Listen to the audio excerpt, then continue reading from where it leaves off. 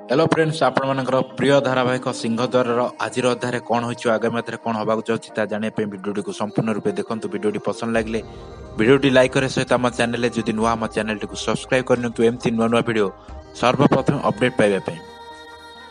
दर्शक बंधु आपण मैंने देखी सोहन को भाई को बाटर किसी गुंडा मान बाड़े सेठारे रक्ताक्त कर देइछंती और से मेडिकल जाइछंती और तांको मोबाइल टी बाटर पड़ जाइछि।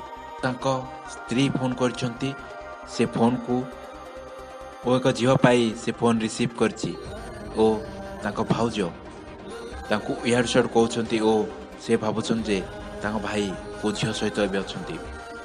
ओ पर सोहन को भाउज बहुत व्यस्त हो पड़छंती ओ पूरबी की व्यस्त हो कहउछंती ओ पूरबी कहउछंती कोन असुविधा हैछि समस्ते काहेकि घरे टेंशन रे अछंती।